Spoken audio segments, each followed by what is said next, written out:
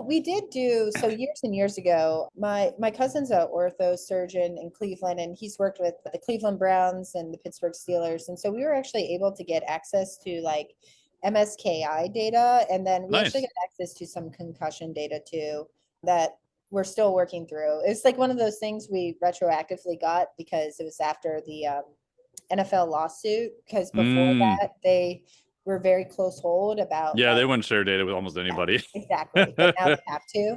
So yeah, it was what we found is like teams on the West Coast are more circadian.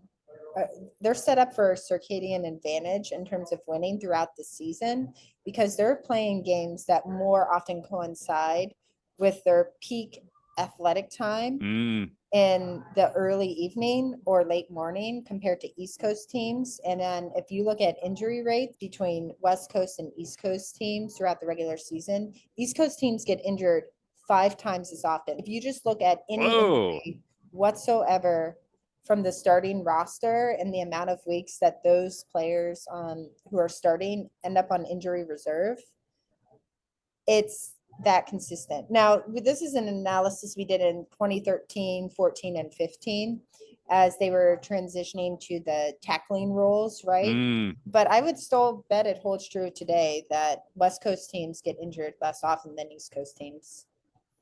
And do you think part of that is they're just more performing at more of an optimal or peak time, or is it because of the location and then they have to travel, there's less detrimental effects upon their circadian rhythm, so their sleep is better even when they have to travel more?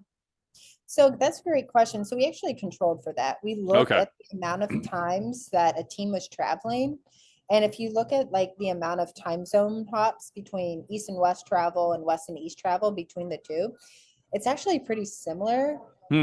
So if you're just controlling for the team's biological time, because operating on this hypothesis that they're not going to have time to adjust, which is true, right? Right. Like It's they just get too on the short. plane the day before and they're in that time zone and they haven't adjusted.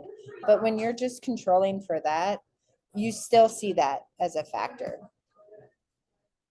But What are your thoughts on, so now I'm just using the NFL as an example because it's more top of mind. They had some games in Central America, which generally are on similar time zones, but they have big games in London.